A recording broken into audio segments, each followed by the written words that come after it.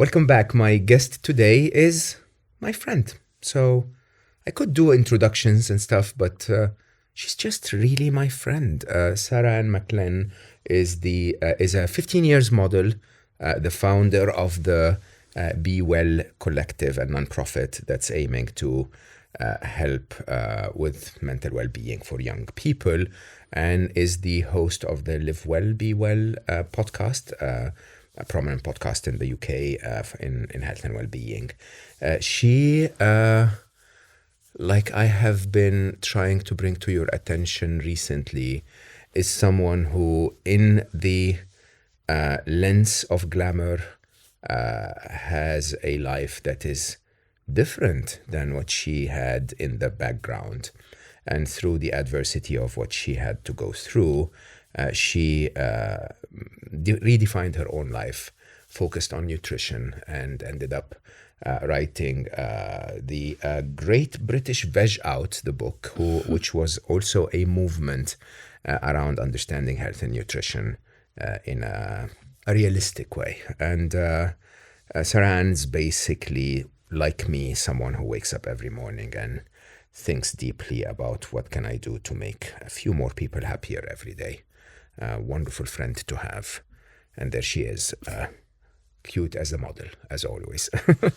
Sarah, thank you so much for being here. Oh, thank you for that lovely introduction. Yeah, it feels so odd, actually. I was looking at this. Did you see me looking at the phone to try and say the right things? Because I don't see you that way. You understand that? Right? Yeah, which is really beautiful. Yeah, because, you know, when you're presenting a podcast, you have to be like, okay, formalities, and this is what they did. That's not you to me. Right? It's just. But anyway, we're friends. We're done with that, and as we discussed before, we have one of two choices: either sit formally and have a conversation, or just do what we always do. Let's do what we always do. Okay, so you go ahead and tell me. Didn't know that was going to come straight back on me. No, but so hold on. So how about this? Don't mind me. We start from the shittiest parts of your life. How about that? Let's do that. Let's start all the way down. Let's get any perfectionism out the way. Because you really hit as difficult as it can be. You started modeling when? I was 15. I was young. That's really. I was a baby. That's a babe, but you left your country as well. You lived in New York at the time or something.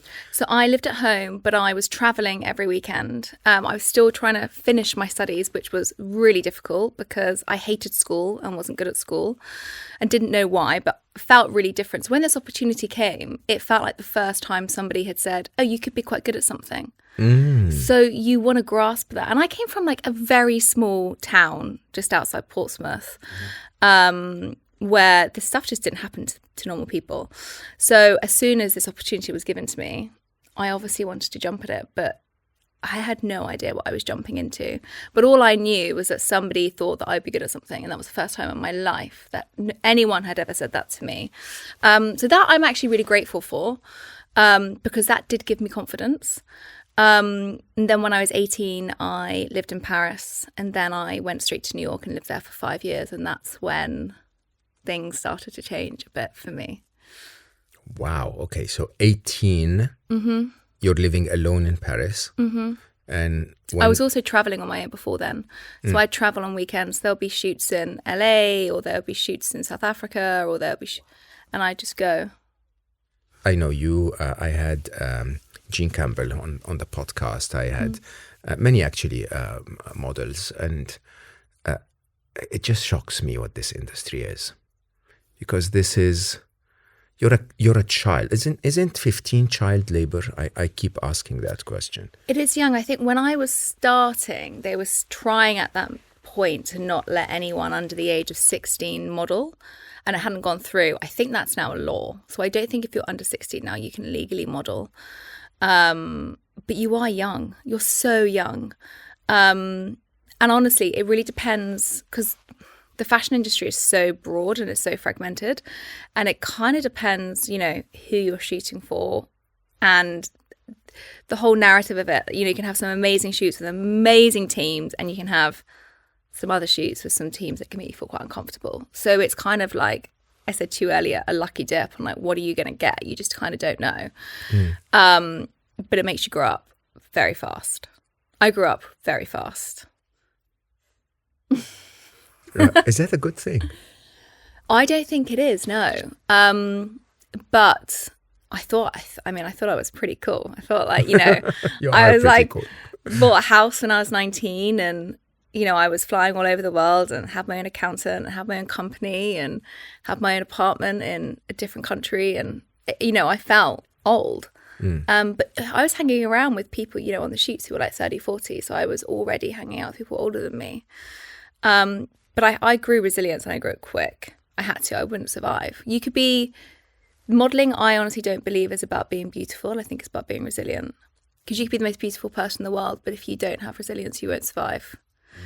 And that's really key. But I was a confident kid, and this gave me confidence. The first time anyone ever said to me, I think you're pretty good at this. And to me, that was like, I cannot fail. I know I'm going to keep going. So why did you not like school?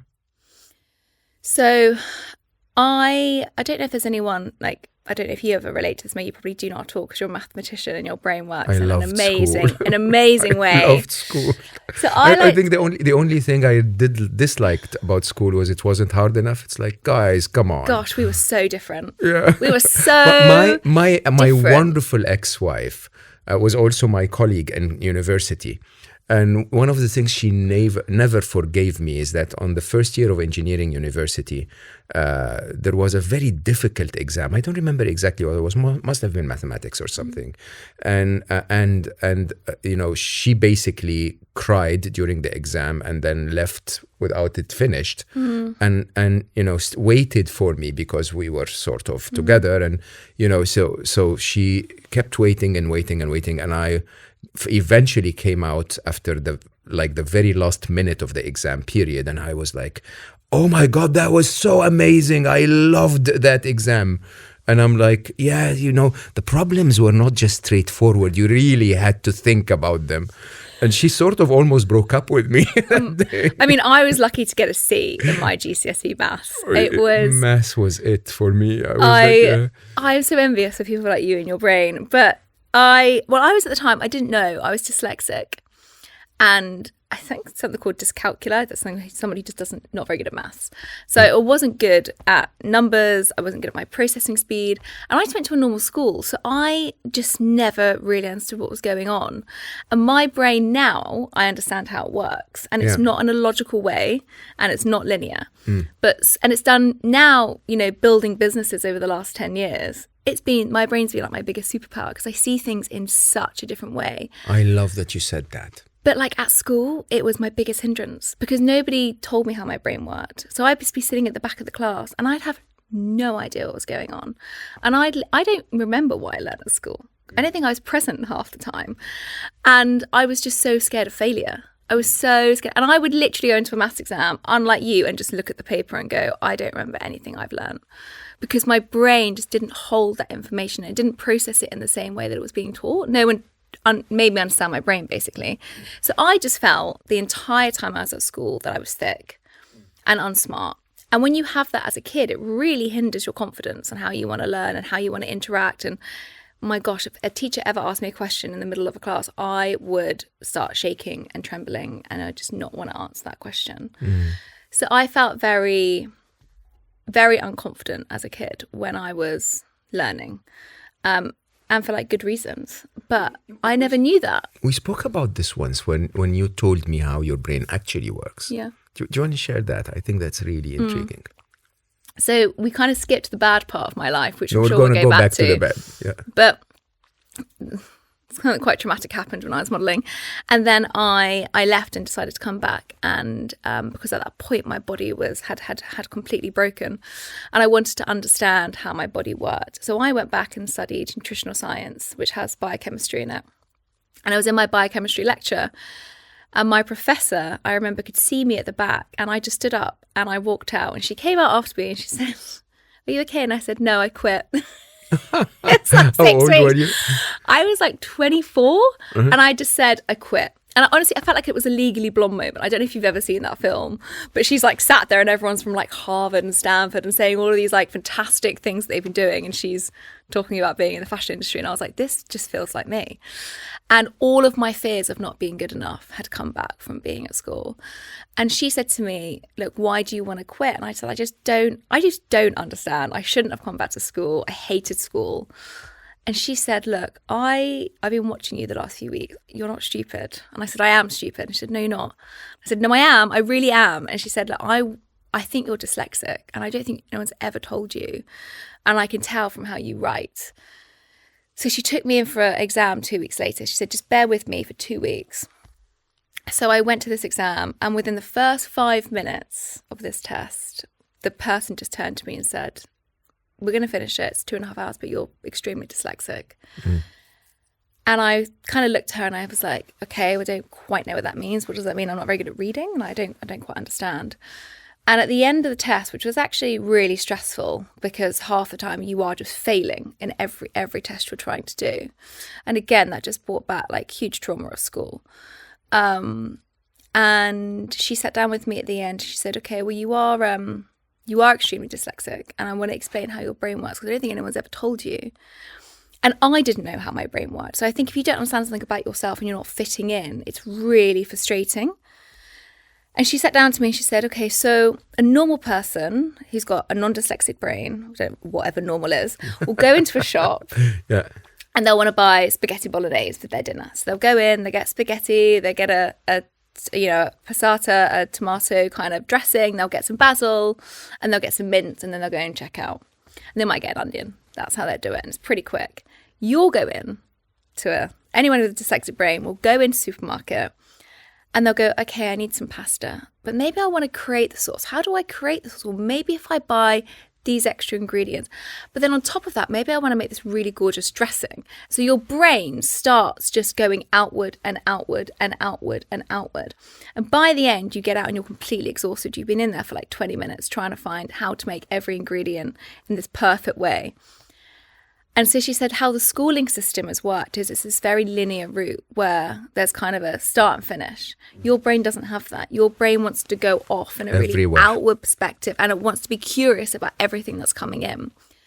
So she said, this is why like you've been struggling so much, but we're going to teach you how you can like work with that. And she said to me, I remember her explaining that story and it just felt right. I just burst into tears. I burst into tears, but not from sadness that I had been given, which, by the way, was labelled as a disability. It's not at all. DDS. So I have my disability allowance, which is like, again, already you're like, well, I'm being labelled as something that's wrong with me. But she said, when you leave school, and she said, it's amazing that you've come back to school. When you leave, this will be your superpower. She was like, you will excel out there when you try to do anything if it's in entrepreneurship. And I just looked at her and I thought, I don't know how that was going to work. But I was like, okay. And she really gave me the confidence to start understanding how my brain worked. And I mean, from wanting to drop out to 3 years later getting a first in that, I just never believed that would ever happen. And that's because I actually understood and had some self-compassion for my brain. The first time in my life, the reason why I cried is because I could care for myself and I could actually say like, you are good enough, you're not stupid. And that was such a profound moment for me because that's the first time in my entire life I'd felt that. At 24. At 24. But you were already by then a successful model. Yeah. I had like all the definition of success. Yeah, money, you bought your own apartment, you were on the cover of Vogue, you know, but still telling yourself. I was not good enough. No. Because my entire school life, everyone told me I wasn't good enough. And I felt that. And I knew that. I think everyone knows if you just feel different and you can't understand why. You're like, why don't I fit in? Why can't I get that? Why? And you're so ashamed that you end up just becoming a bit more mute because you just don't want to embarrass yourself. And then you go into the industry where everyone tells you every day that you're not good enough and how you look. So I basically spent my entire life being told I wasn't good enough. So, of course, my entire life I thought I wasn't good enough. I was told I wasn't good enough too, but believe it or not, people just made fun of how much I understand mathematics. I know, but you're good at something. No, You but were actually even good at that, something. even that, people who are different. You see, the idea is Yeah. people want you to conform, Yeah. right? If they don't want you to be better or worse. You know, if you're better or worse at anything, you're spat out, basically, right? And I think the idea is that so many people feel that feeling of I'm not good enough, I'm not good enough. 100%. Like, honestly, you just mentioned something there that I'm looking at a lot at the moment, which is self-esteem. And so self-esteem is basically based on the theory that I've got to be better than other people. Yeah. Once I'm better than someone else, I've got a high self-esteem. If I'm not better, then my self-esteem is quite low. And that's why self-esteem, I think, is like, it's not a very good narrative to try and understand about 100%. self-worth. Yeah. Okay, it's really skewed. But it's true, you know, if I was better than everyone else at school, I would have a really good self-esteem. But because I wasn't, my self-esteem was so low. So I was trying to base myself all the time on being better than others, which is just such a flawed way of looking at things. Yeah, I wrote about that in Solve for Happy, that the idea of self-esteem basically is all about compared to the other person. And by the way, even if you were, even those who were better than you in mathematics would probably look at you and say, oh, but she's so pretty and I'm not. And they would lose their self-esteem on the one thing that they're not, meeting your standards at, right? And it's been so highly praised in parenting and psychology and so on, and I simply think it's fraud. Yeah, I agree. It's you should never compare to another person. The only comparison is, am I performing at the best potential that I have to perform at right now? Right?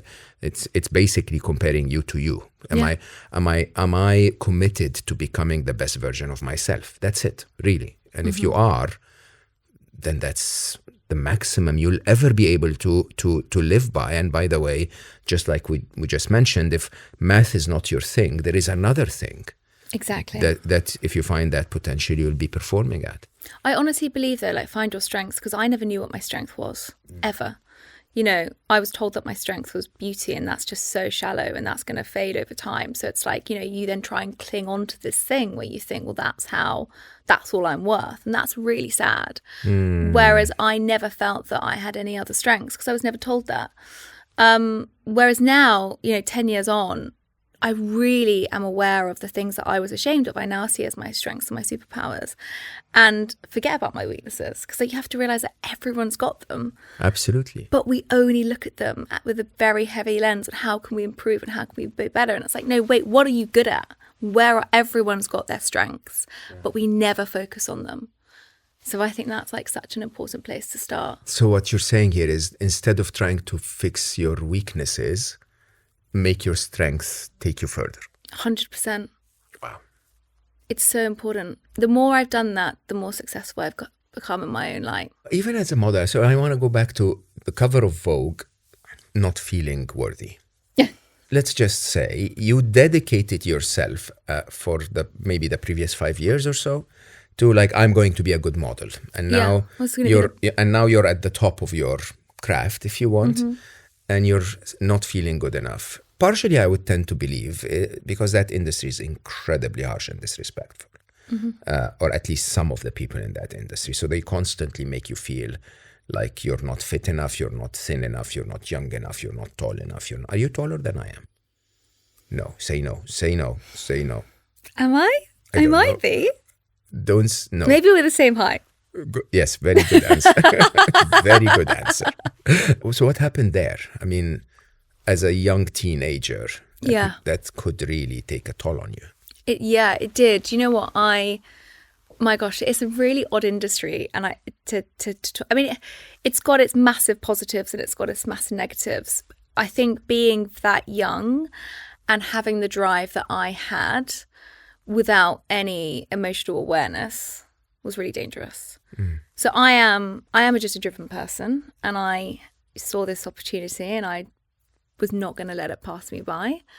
But I grew up in different hotel rooms, in different apartments all over the world, never really fostering a community, because I'd just be away every other day. All your friends are fostering friendships at university or in their first job and got some stability. I had zero stability. But obviously I didn't realize that was an issue. And it was just a very kind of sliding doors industry. And then, oh my gosh, there's just so many kind of crazy things that happened in those 5 years of living in New York.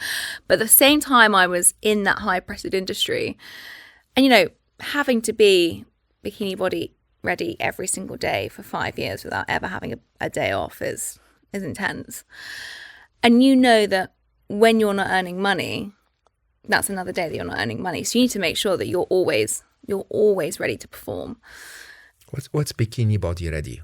So I kind of say, like, you know, when you're going on holiday and a lot of people be like, right, I'm going on holiday in 3 weeks. And I want to make sure that I'm looking good in my bikini. That's how I had to feel all the time. But I also had the pressures of going into an agency, being measured every month on, you know, my hips and my waist and your wrists and all of those type of things to make sure that you were the right measurements. Yeah. You'd be measured everywhere, your arms, your hips, your waist, your thighs. So I knew what every inch of my body looked like from every angle, which is not healthy. And at that same time, social media had just launched and the kind of wellness culture was coming up in New York a lot. So everyone was telling you what you should eat and how you should exercise. And there was this, all of a sudden, this like massive pressure. So that combined with the high intensity of the modelling industry was kind of a bit of a recipe for disaster for me, because I was just in this constant world of comparison and perfectionism, which is really dangerous because we're not, you know, no one is perfect. To be human is to be completely imperfect, but I just had no idea of this. So I had to maintain that standard, and I maintained it, and my body totally stopped working. Totally stopped working. I was on a shooting for American Vintage, and I remember waking up and having a really bad temperature. And I'd never taken a day off as a model. And you just don't, because you're going to let 50 people down on set. So you go. So I remember going and I took some ibuprofen and I was like, oh, God, my temperature's not going down. I'm going to take 2 more ibuprofen. And then I was like, I need to take more ibuprofen. So I took 2 more ibuprofen. And I remember getting to the set and feeling awful. And I was working then with another model and she actually got sent home. They were like, oh no, we're actually going to shoot all of this collection on you, Sarah. And I thought, oh my God, of all the days, not today. And after 8 hours, I remember going to the loo and like holding onto the basin and everything just becoming double visioned. And I got home and I collapsed and my whole body was kind of having a seizure on the floor. And I called the ambulance and the ambulance took me straight into ICU. And then I was in there for 3 months. Oh my God. Yeah. Yeah, my kidney stopped. I had sepsis all through my body, which is blood poisoning. I had 10 burst cysts on my ovaries. I had water on my heart. I had E. coli all through my system. I was my body just stopped. How did you get it to that point? I completely disconnected from my body. I mean, people now talk a lot about burnout, but that is habitual burnout, when your whole body, your whole system just says, enough. And it wasn't like I couldn't get in bed. I mean, my body had stopped working. And I was in a really bad way. And even in that moment, it sounds mad, even in that moment, I didn't realize how bad it was. Because 6 months later, I was back in New York. And I was shooting again. And I wasn't well. Like, my brain and my body were so far apart from one another. I still had this feeling that I couldn't fail. And then my dad had a brain hemorrhage. Oh my God. So it was that moment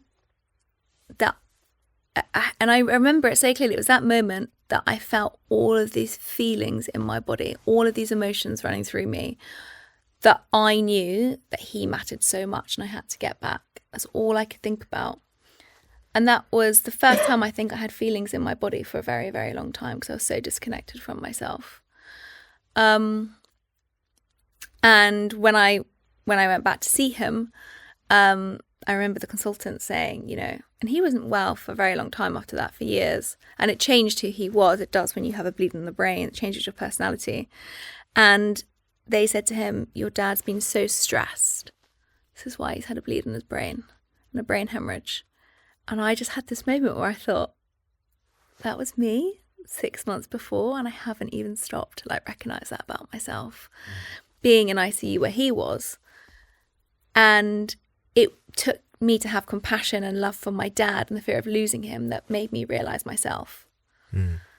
Which I think is so common today, that so many people will fear loss of someone else, but very, very, very rarely do they look at themselves and fear losing themselves. What drives us so irrationally out of balance? Your body shut down because keeping it at that bikini ready, working it too hard, is just not human, right?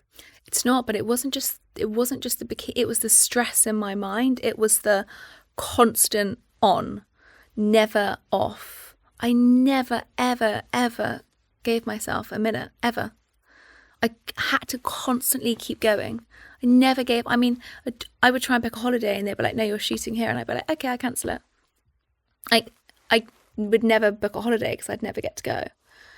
So what I'm very passionate about now is the mind and body are one unit. And Dr. Ellen Langer talks about this a lot at Harvard. But our thoughts, and my thoughts at that time was, I'm not good enough. I'm a failure. I can't fail. I've got to succeed. You've got to keep going. You can't take a break. Nobody's going to want you in 3 years. All of those kind of thoughts that were going through my brain were damaging my body. As well as the food that I was eating, as well as the excessive exercise that I was doing, as well as everything else that I was doing externally, right? All of those things harm you, but like your thoughts, I truly believe were eroding my cells over that time. Constantly. To the point where it was like, enough. My mindset was so strong, and I believe that's what totally eroded my body. Not what I was eating, not what I was doing. I believe it was my mindset. And we know that it has such a profound effect on our physiology. Yeah. And I had that for a very long time. So that's why I'm so passionate now about getting people to be compassionate with themselves, to be accepting of themselves, be mindful. Because it's not just about, I'm a nutritionist, I talk a lot about the foods that you should eat for your mental health. But no one talks about the mindset. And I honestly believe it's like one of our, you know this, right? Stress is one of our biggest killers. You know this. But we just don't see how much it is actually changing us inside. I think the way you describe it, again, if I can put myself in the body and mind of a 20-year-old who is just so driven by the opportunity, by the glamour of the success, but at the same time by the fear of missing all of this and failing at it I can understand that. But I have to also say that when you really look at most of us today, it doesn't really matter if you're if you're a model in the spotlight, or if you're just an accountant in a company and you really care about earning money for your kids at the end of the month, and right, we somehow keep pushing ourselves because we're not good enough, because we can't lose this, because this actually is important for us, or it matters to us, and so on, and because we want to prove something to someone that doesn't really give a shit. And, most of the time it's imaginary, and most of the time it's ourselves. But at the same time, is it realistic to tell the world that you can break out of this? I think we need to. Otherwise, we're going to keep going. So when did you stop modeling? So technically, never.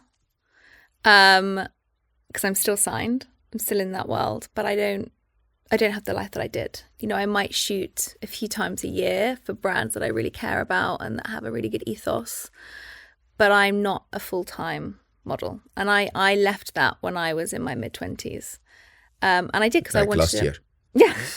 Love you, May. If only that was true. I left that when I went to go and study. And I had to support myself, right? I had to kind of pay for my tuition fees, and I had a mortgage. So I had to keep stuff on the side going. But, building Be Well Collective and building the podcast and the show, like I couldn't have done that being where I was. And I really needed a big break from it. Like, I mean, the moment I left New York to see my dad, my agency in New York dropped me because they knew I wasn't going to come back. Oh. They've seen that before, probably. Yeah. So it's brutal. It's brutal. But honestly, I believe that it was like one of the best things that ever happened to me, because it made me passionate. It made me find my purpose. I think when you're at your lowest point, you find what actually really matters. The Be Well Collective clearly is. Like, when we first met, we met on your podcast. Yeah.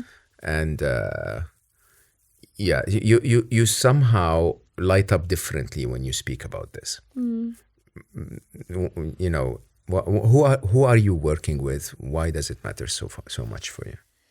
So it matters a lot to me, because I think the point where I got to, I didn't really want anyone else to get to that space. And I think when you feel that pain and that fear, you don't wish that on anyone else. So for me, to educate myself, I wanted to come back into an industry, which now is now not just the industry we're in, it's now kind of nationwide. So anyone can kind of be part of the Be Well, but I had a real focus on the fashion industry at that point, because I just saw it as a world where loads of young adults go in and all come out a very different person and quite broken. And so I wanted to come in and guide summits and mentorships and work with the agencies, and try and create change in a system that was very fragmented around mental health. And you look at the industry, and there's been so many people that have sadly passed away. You know, you've got like Alexandra McQueen, you've got Kate Spade, all these people that have taken their lives. And so for me, I didn't want the next generation to come up like that. So I got all of the agencies in the UK together, and they agreed after 2 years to kind of sign on to Be Well. And for us to, took me 2 years, wasn't easy. It wasn't on their agenda, was it, at the time? I think the truth is, everyone's always been out to get the fashion industry, to pull it down, to say how bad it is, to say how much it's, you know, making people anorexic and giving a bad image. And so I honestly think that like there was probably part scare that that's what I was going to do, right? I was going to come out and say all these things. And that wasn't my objective at all. My objective was, let's work together. When you work together in unity, like we can actually make change. And like deep down, they wanted to make change, but I just don't think there was any way of understanding how they do that. So having kind of the science background behind me, that's what I really wanted to do. And I dedicated like so much of my life to do that, first of all. And weirdly, I know we spoke about self-esteem, but that's actually what grew my self-worth. Giving back to others from an industry that had been completely selfish and, or, you know, was devoid of giving back to others and educating and supporting made me feel brilliant about myself, you know. But that wasn't my objective. But I realized that actually growing this not-for-profit and making change and helping people actually grew me as a person and made me realize what my purpose was. You know what really shocks me, Sarah? The idea that every shot you have a model on a magazine or in an ad or on a billboard is so perfect. It's so perfect. It's like Instagram now. I say Instagram is like the modeling industry 10 years ago. Oh my, that is a massive statement. It is. It honestly is, because I honestly believe when I used to talk about the modeling industry, when I was in it at kind of the height of it, it was a very like unrelatable space for anyone. Now I believe when I talk about it, everyone can relate to it. It doesn't matter who you are. If you've got Instagram, you can relate to the modeling industry. You are literally in comparison with every single person on your feed every single day. And that's what I was as a model. I was in comparison and I was up against all these girls that I, you know, would go head to head in all these castings with and jobs for. But now you open Instagram and it's exactly the same. You are just compounded by images of comparison and beauty all the time, and that aren't real, that are filtered or that are set up for a shot. Very rarely do people put up, you know, just a natural normal picture. Or if they do, it's one that they want you to see. It's really similar to the modeling world. That's so interesting, because that's exactly how my Instagram is. It's just those, like what, I don't know if you've seen those, but my team like 3 years ago was like, can you please not put videos that are entirely in the dark? And I'm like, look, I was inspired to talk about something, so I didn't think they want to see my face. And they said, well, they didn't. So, but that's such an interesting statement when you really look at it, that we're all now models in the modeling industry. Yeah, we are. And every shot that is taken of us is judged and commented on, and you're weighed in terms of your value in that shot. That's massive, really. That actually is a very, very scary way of looking at it. It is, and I bet, it depends on how active people are on the social platforms. By whatever social platform you're on, LinkedIn, Twitter, or X, whatever it's called, TikTok or Instagram, you might get 10 lovely comments and you might get one bad comment, and I guarantee you'll remember the bad one. Yeah. It's like the modelling. Is it? I'd only remember the bad stuff. Did you get bad stuff? Yeah, all the time. Everyone did. Yeah. So all the time. So they'd look at you size 0 and go like, you're too fat. Do you know what? At some points they would say I'm too thin. Oh, so that even doesn't work either. Yeah. So you would sometimes try and be thinner for certain editorial shoots, which were more high fashion, and then you'd have the commercial jobs where you needed to be more of a healthier size and still not that healthy. And so you would literally be bouncing between the two. And so you were told too thin, or maybe you need to go to the gym, or maybe you need to tighten up here, or maybe you need to do this, or, I was told all the time, you're too short. No, you're too tall for this. All the time you were, I can't change my height. But you would, and every country had their own kind of perception of you. Which is why now kind of on social media, I just don't really care. I just like, a good place to be. I know every part of my body, it's fine. Yeah. I guess I must have been in the modeling industry at a point in time, because I don't give a shit. I honestly don't, and I don't understand it. But you're also a man, and I think what do you mean? Slightly different for men than women. Of course we do, of course. And do you think a lot of men do really care? And that's probably a bit of a sweeping I statement. find those very funny, to be honest. Because it's not part of me at all. I respect what they're going through, and I had Danny here, who was from Jack, who's a friend of mine, who had body dysmorphia, and he really was very, very careful. Some men go as far as to really think of every single hair. I know, I see them in my clinic. Yeah, and it's shocking, really, when someone like me looks at it. I'm like, okay, yesterday I was watching a stand-up comedian saying that men would just throw something on, like a woman would take 90 minutes to get ready for the party, would throw something on and just look in the mirror on the way out, fix their hair and go. I don't even look in the mirror on the way out. I honestly don't. But what does that say about our society, that women are just feeling under so much pressure to feel like they need to be perfect, right? That's what I believe, like the pressure that women feel. Because I have to say, the majority of worthless men appreciate that. But the truth is, I don't know. Maybe, Hannah, my wife. Yeah. Hannah's gorgeous. Oh my God, she's a beautiful woman. But trust me, that's the least important part of her. Like, there is so much more to find in a woman. Yeah. The problem is that you cannot capture that in a shoot in a magazine. Oh, right? no. And so accordingly, the biggest eye opener is when reality shows started to invade our life. In their very unrealistic sad time when it happened. Yeah, but basically, if you're a theater actor, okay, and you want to show that you're surprised, but the theater is 25 meters long, opening your mouth a little bit like a real surprised person will not be seen by the person in the last row. So you have to go like, open your mouth in a silly way, so that you sort of exaggerate the impression of surprise or the expression of surprise, so they see it at the end. That's being in character, sort of.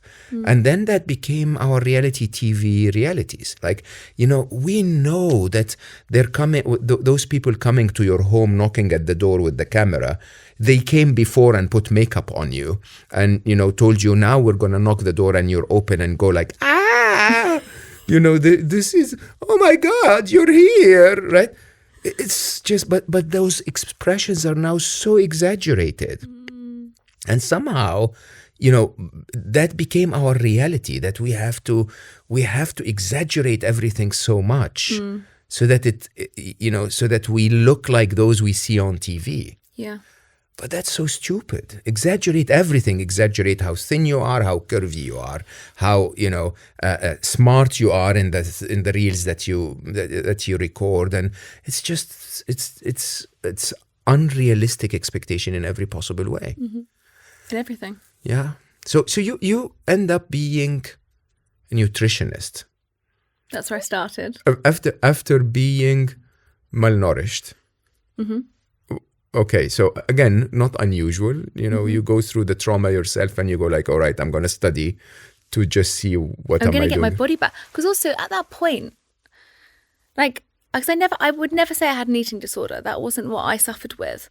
But I was sucked into this culture in New York where it was like, have a green juice when you get up, then have this kale salad. And you would just kind of you would just go, well, okay, this is what the media is telling me to eat. So this is what I'm going to have. Because you're thinking, oh, this is all great. Isn't it? And it just wasn't. It made me so ill. And it wasn't just that. The stress of everything made me really ill. But I actually just wanted to go back and go, I just want to learn how the body works. I want to learn what I should be eating, how I can feel good. I just want to feel good in myself. And I knew that my first point for that was food. Because you have to, it's like having an electric car and trying to put petrol in it. It just won't work. And so I really wanted to understand, this is my curiosity, what is it that's going to make me feel good? Feel good. That's the target. It's really key. It was really key. Okay, so can I quote you on this? Kale salad and green juices are not good? In excess. Oh, okay. Mm-hmm. Cookies are good? Not in excess. we went really out, careful. People, we went out to have a coffee 3 days ago, and I ordered a freaking Greek yogurt. Okay, and I had some honey. You nearly ordered a matcha, and you didn't. Yeah, and now she says that my Greek yogurt was not healthy enough. Only because it had about 3 tablespoons of honey on it. It had 1 teaspoon of honey on it. No, it didn't. It was covered in honey. I was like, Mo, that's a lot of sugar. But I loved it. I know, but you shouldn't. That's why. But you should just enjoy it. Was it really covered in that much honey? Yeah, it was. But that's fine because it's just one day. As long as you're not having that 3 times a day, every single day. This is alarming because I didn't think it had that much honey. But this is the kind of distortion of what a portion is. Okay, keep going. Spoil the rest of my life. Go ahead. Oh, I don't want to spoil the rest of your life. No, but it's true. I think if you look on a really kind of good example, and it's a bad example, right, because it's a processed food. But if you look on a cereal box, it will say your average portion is 35 or 40 grams. No one eats that. Everyone eats at least double in their bowl. So I think our understanding of portion sizes is really skewed. So we kind of think, oh, okay, well, that's just 1 small bit of honey. But it was actually about 3 tablespoons of honey. But because we don't really kind of think of it in that way, when it's just served to us in 1 serving, we think that that's a serving, but it's not. It can be very skewed. Are portion size related to men and women? Do men have the right to eat a little more, please? Absolutely. Everyone has the right to. I think everyone has the right to eat as much as they need. That's really important. Yeah. But sadly, the portion size comes into conversation when we think about how much ultra-processed foods we're eating. So 3/4 of our supermarket baskets are full of ultra-processed food. Yeah, I think that's a no-brainer, to be honest. Which is quite a big thing, right? So I wouldn't say think about your portion sizes if you're eating loads of vegetables and fruits and whole grains and things like that, because that's great. But when you're having more of the sweet treats, then you want to be a bit more thoughtful of it if you're having it all the time. Do you think we shouldn't have them at all? I don't think we could even think about that, because that would just then mean never walking into a supermarket shop and never feeling ever that you want to have something that you've grown up around that's given you happiness. That's a very interesting thing, because my experiment recently, even though now I realize that I messed it up badly with that yogurt, but the idea for me has been, by removing sugar from my diet, I actually crave very little stuff that's bad for me. So when you say sugar, what do you mean? It's processed sugar. Okay. So I do still keep some fruits in my diet. Yeah. I crave them less, to be honest. Yeah. Hannah taught me to look at the labels because sugar is available in everything. It's hidden. That's the thing. Which is disgusting, really. Like you eat smoked salmon and smoked salmon has sugar on it. What? Why do people do this? But it is true, right? And she taught me this very interesting trick. She said, when you read the label, ingredients are listed in their percentages. Yeah. So if sugar is in like the top 2 or 3, in smoked salmon, it has this much salmon and that much sugar. Yeah. So the one that's got the most ingredients in it will always be the first, and it will go down to the very least at the end of the label. Yeah. But sugar it's a really funny argument, isn't it? Because our body's got no biological process for it, apart from having energy, but you can get energy from other things like glucose. Or glucose is sugar. But you have lots of different types of sugar. So how our body looks at honey is exactly how it looks at white table sugar. It doesn't look at it any differently. It still processes it exactly the same. Yeah. So it's about trying to think about, I don't think it's about cutting out sugar fully. It's about just being more mindful of your consumption and any processed sugar, as you said. So taking out any processed sugar just naturally takes out processed foods, which is such a good way to live. Is it possible to live without processed food? I think it is.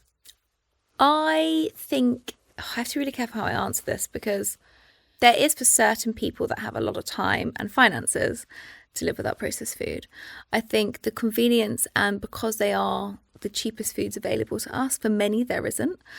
And we now live in what's called food deserts.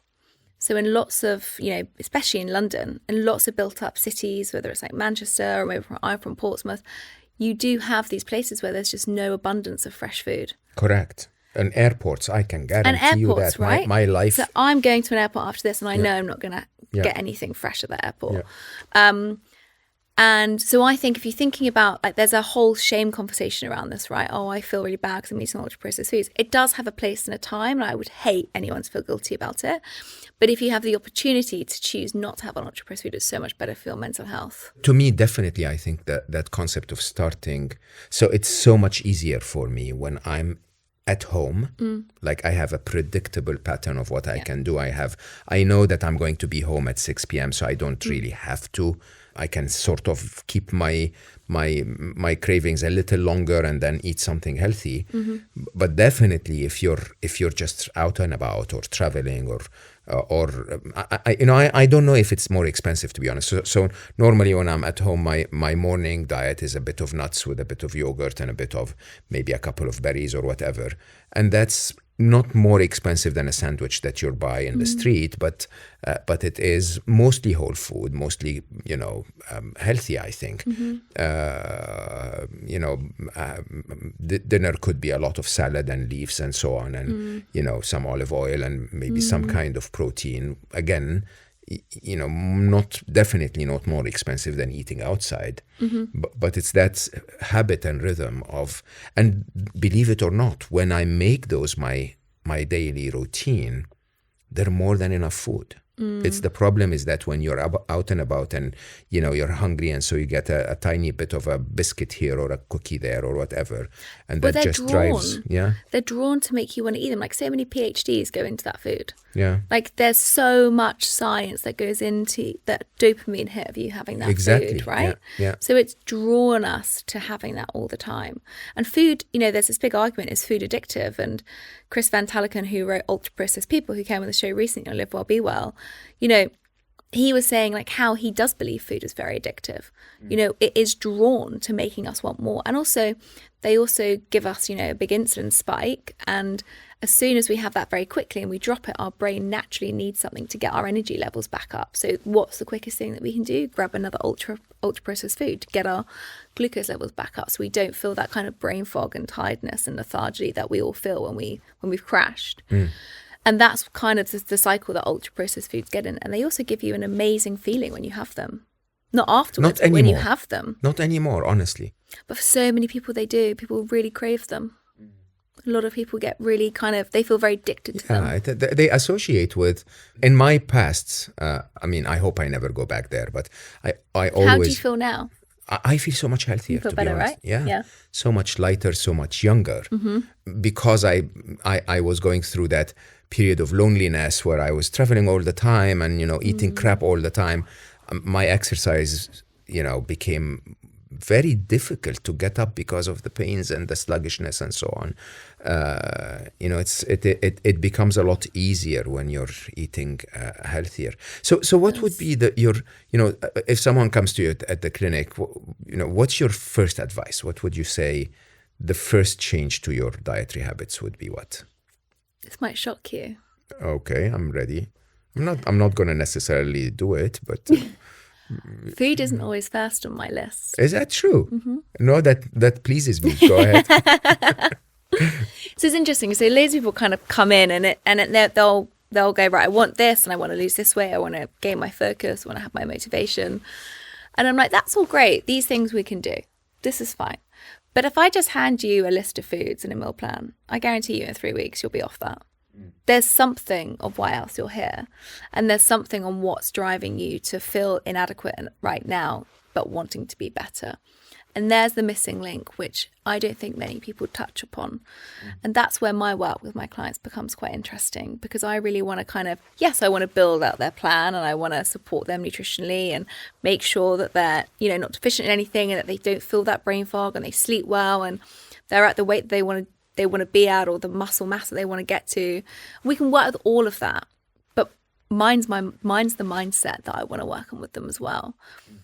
Because I fundamentally believe every single person who listens to the show knows how to eat healthy. I believe that.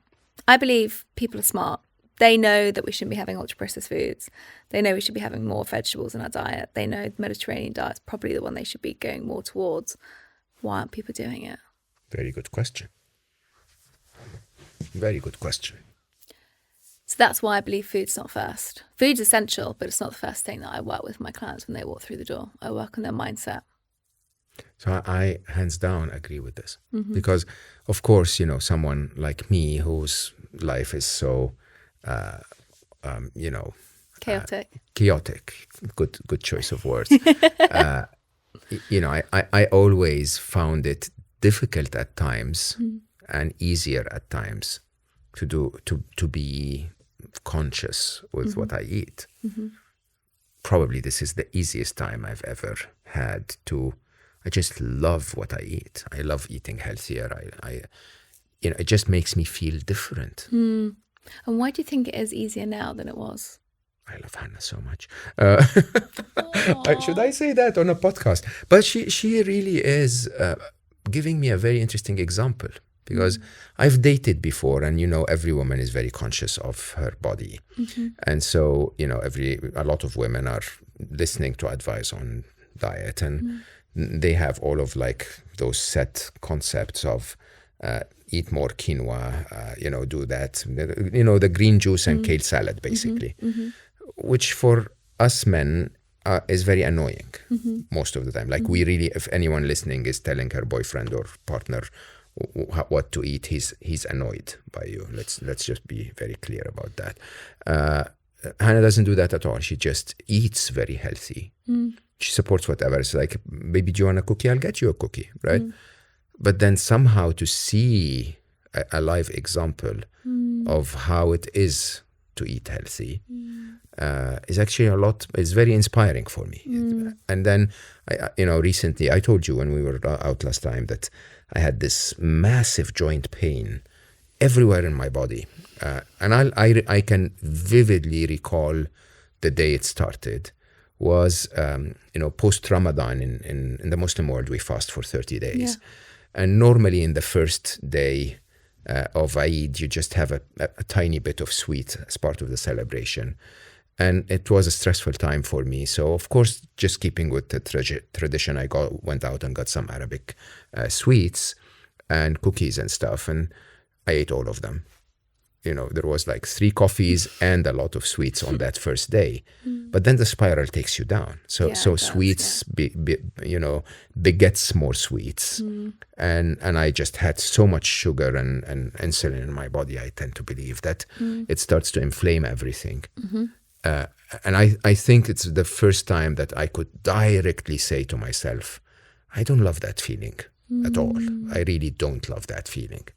And so, you know, I keep telling myself that enjoying a healthy life with my wonderful, you know, Hannah is more interesting than the joy of a cookie. So, do you know what's a really interesting thought process that I say to some people when they try to get off that balance of, oh, I still really want that cookie? I try and say, like, so imagine your daughter when she was small. And oh, she was so cute when she was so small. imagine her Oh my looking at God. you and saying, Daddy, can I have a cookie? Yeah. And you'd say, yeah, of course you can. Right? So you give her a cookie. And then half an hour later, she'd go, Daddy, can I have another cookie? And you're thinking, well, what would you be thinking? Oh, that's not good for you. Mm-hmm. But you might be a little bit of a pushover and go, well, go on then. But by the third, the fourth, the fifth, what would you say? No, enough is enough. Yeah. Right? So you love her enough to know that you don't want to give her loads more cookies because you actually know it's not good for her. And that comes not from a place of like torture. It comes from a place of love, right? Compassion for her. Because you don't want her to feel rubbish or to have any metabolic problems. Why don't we do it for ourselves?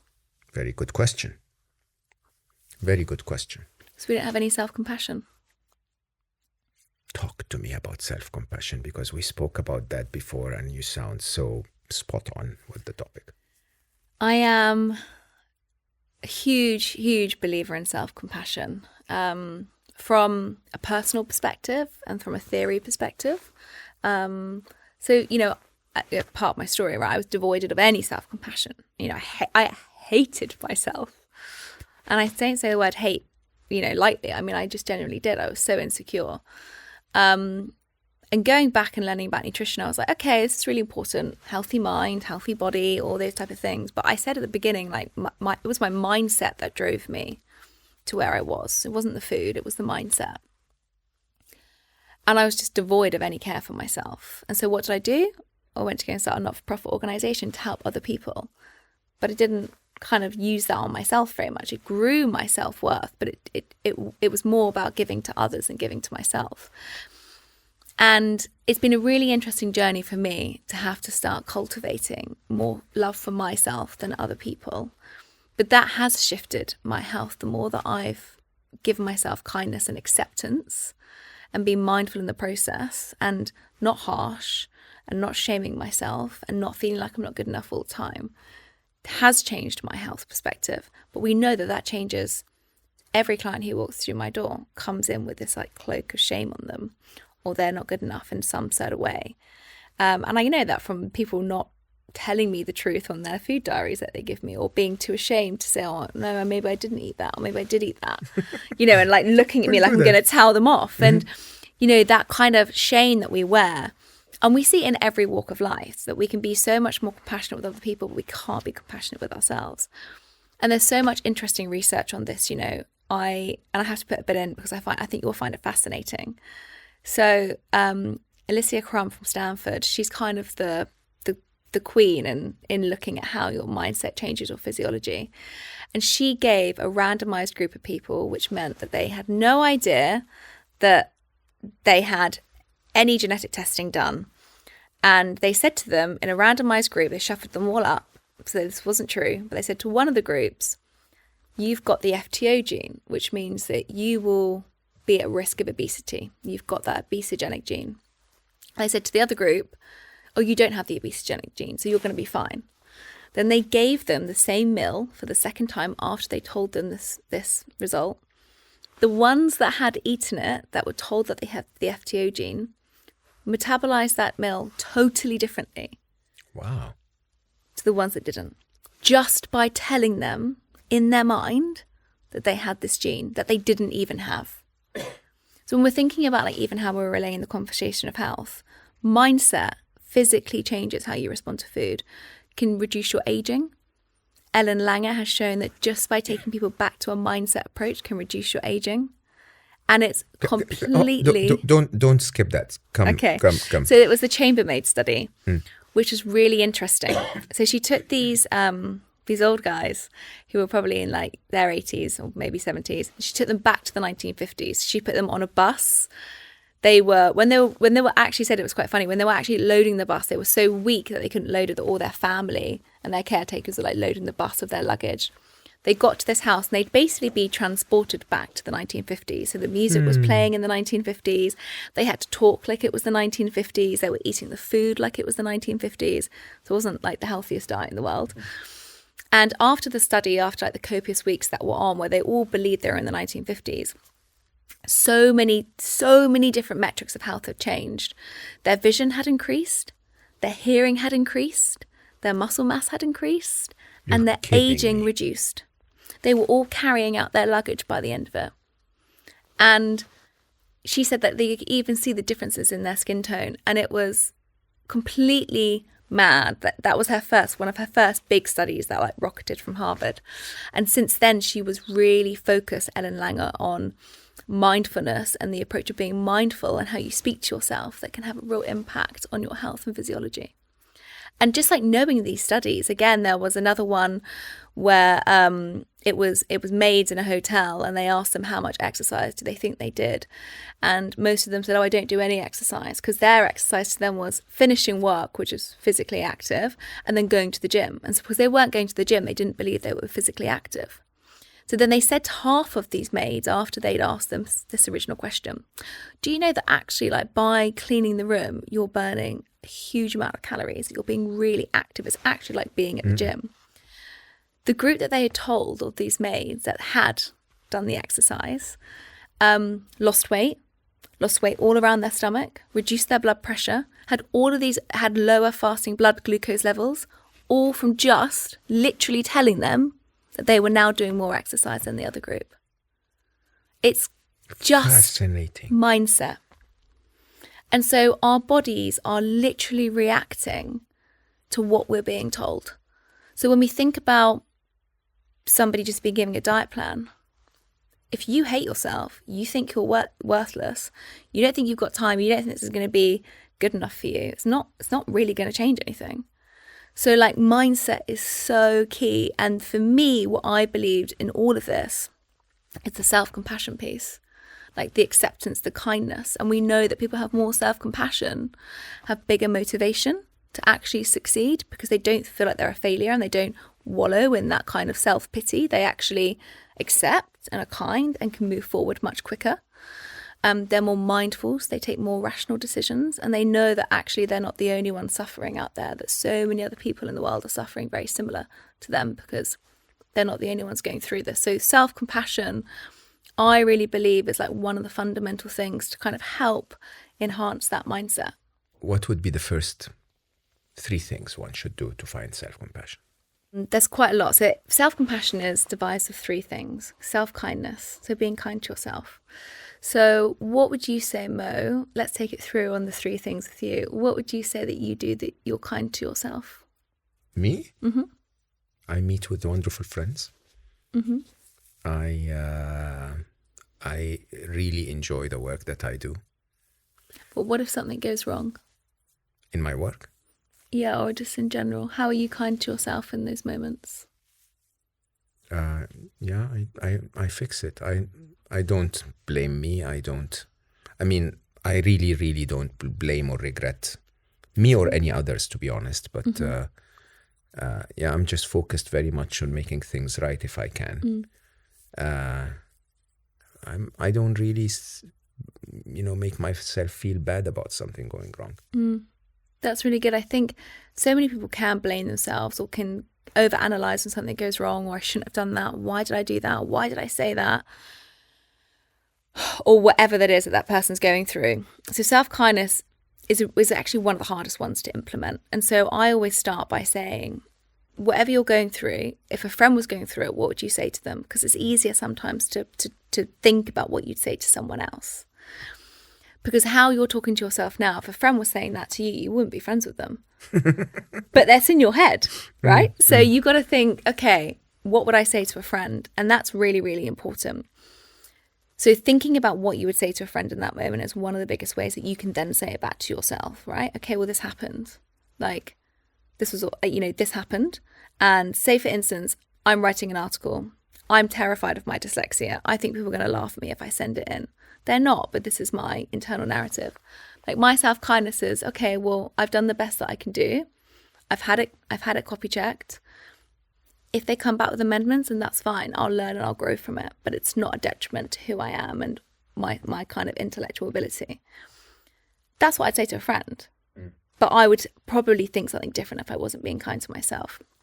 The other thing is, like, how often do you go and cook a nice meal for yourself? Just you, no one else. No, rarely ever. But how often would you cook a nice meal for Hannah? Yeah, but this is not about kindness, or, I mean, there is, that's a very good question. It is about kindness, right? It's kindness to yourself. So we can all make time, and everyone listening to this will be in exactly the same boat. I'm sure no one will go, I make a nice meal for myself every night, but I will if my friend comes over, or my partner comes over, or my family come over, because we love and care for them. But very, very rarely do we say once a week, I'm going to go and do this for myself. I cook healthy meals for myself, but not nice meals. Yeah, but that's because you think you should, rather than the love and the kindness that you would give to your partner. Like you want me to spoil me? Yeah. Oh, come on, don't be a sissy. No, that is self-compassion. That's the kindness, right? So there's like two different elements to how you can play on it. So I always try and say to yourself, like, at least once a week, do that for yourself. Or do something that you would do for someone else that you're just going to do for yourself, because we never do it. Then the second one is mindfulness. So that's another way of how you can introduce self-compassion, is to be mindful. Mindful of the way you treat yourself? Mindful, but present, in the present moment. So a really good way to do this is, like, even now, you could be sat in a room, and it's not meditation, it's noticing 3 things in the environment. Yeah, I do that all the time. And it brings you straight back to the present moment. And it's actually great to do it in a place that you know quite well, because you've really got to think about, like, what have I not noticed in this room before? Like 3 brand new things. Yeah. And that brings you back to mindfulness. When we're mindful, we make better decisions. Yeah. Right? So that's really important. When we're mindful, we eat our food much slower. We taste it, we smell it, we feel the textures. So we have a slower pace, we're more present. So that's really important. And then the third thing is, to be human is to be imperfect. So, like, whatever's going on in the world, like, taking yourself back to actually your body and realizing that it's not just you that's going through this at the moment, because loneliness and feeling alone when you're going through something can be one of the most harmful things. What would you do if you are perfect? Like, joke. Go ahead. If you are perfect, then please write to me and tell me all of your great tools on how you've managed to get there. If this is the Dalai Lama listening. But, it's like one of those things. I don't know how often, whenever I go through something, I'm like, oh my God, this must just be me that's going through this. Or yeah, I call it personalization, basically. Right? You just think it's you, and you're like, no one else could be feeling like this. Yeah, I normally make fun of it. Like, I think the clearest one is the idea is that you're stuck in traffic. And you go, like, why does life do this to me? Right. It's and you're, like, so interestingly failing to see that there are 7,000 other people around you stuck in the same traffic. You just somehow managed to convince yourself that, roads were paved and cars were invented and everyone was summoned. Like, they all called them and said, hey, Sarah's going to be on that road at 11. Just let's all go there. Let's all go there and lock her in. Yeah, it's just so weird, the personalization. It's so true. Yeah. Honestly, like, every stress, like, even, like, I don't know, thinking about when I started the show and being, when I first started it, and the stress of, like, is anyone ever going to listen, or how does everyone else do this, and why is that person doing better than me? Like, everyone has those thoughts, but you just think it's you. Yeah. And so it's actually, when you're actually really honest with people, you realize everyone's going through it. But normally we internalize it, so we think it's just us. And it gives us a bigger concept to then go, actually, do you know what? It's not just me. Yeah, it's never just you. There's always I think that's the power of community, really. So huge. Yeah, when people are in Be Well, the collective, just to know that they are not the only one going through what they're going through. It's just basically, it makes you become kinder to yourself, because, hey, I thought I was messing up. Seems I'm very normal. Right? It's like giving you that, like, that kind of card to be like, stop being so tough on yourself. It takes you back to the first part of self-compassion, basically. But I really love that experiment of going back to live in the 50s. Oh, it's amazing. Shall we do that? Like, Oh, let's do it. you know, I love. Maybe we could go to the 60s. I can do 70s. How about 70s? Okay, I'll meet you there. Yeah. So one of my dreams. Do you know the show Top Gear? Yeah. You may have any opinion you have of it, but they used to Is it have. still going? It's I don't know if it is, but the ones that we liked were the trio of Jeremy Clarkson and pals basically, but they had those what they called perfect road trips. Yeah. For any car lover in the world, I'm like, I really want to relive those. And because I restore old cars and I always, I love to restore them, make them perfect, brand new, and then I sell them. I always lose money. So like if you want to make money on a car, buy it from me. And I'm just telling myself, maybe I just should restore the car my dad had and just go on the perfect road trips. You should. Why are you not doing that? Why not, actually? Can you tell me? No, I can't. I'm busy. Just busy. You're recording too many podcasts. Mm-hmm. It's such a lovely idea. Maybe even I sometimes even tell my old friends. I have friends that have been my friends for 45 years. Yeah, which is just the best thing you can ever have. And yeah, maybe we should just take our, tents and sleeping bags and go camping in on the Red Sea again or whatever. I think I'll be younger that way. Go and do the North Coast 500. What's that? It's this amazing loop around Scotland. Too cold for me. In the summer? Too cold for me. You guys have... but it's like being something in Lord of the Rings. It's incredible. Oh, is it? Yeah, it's amazing. I'm going right now. That's where you need to go. It's breathtaking. You are wonderful. This was lovely. I honestly think that adversity is what makes a wonderful human being. And I think that when we first met and we spoke about you thinking to yourself that I'm not good enough, I was like, what is she talking about? Is she blind? Is she like talking about someone else? You're more than good enough, my friend. And you're a wonderful friend. Thank you. And I'm really, really grateful that you came and joined me today. I'm so thankful for And you. I thank you for all that you do. Thank you. And hopefully I've inspired everyone to feel good enough. Yeah, everyone is good enough today. Thank you all for listening. This is, as always, my attempt to remind you that when you really look outward to people around you, on the cover of Vogue magazine, and you think that everything about their life is perfect, you're wrong. No one is without pain. No one is without a challenge. But at the same time, believe it or not, everyone, whether on the cover of Vogue magazine or not, is perfect. You are perfect as long as you are trying to be the person that you are, the best that you can. I think that requires a bit of reflection. So take a little bit of time this week to slow down and think of how wonderful you really are. Think of how kind you are to yourself, and the last time you actually cooked a nice meal for yourself, or just gave some form of kindness to yourself that you would give to others. Whatever it is that you're doing, please do help me spread this to others. As I always tell you, this is your biggest gift to me, to give me the opportunity to invite amazing people to have those wonderful conversations. So yes, please do tell others about Slow Mo and make it bigger. I love you all for listening, and I will see you next time.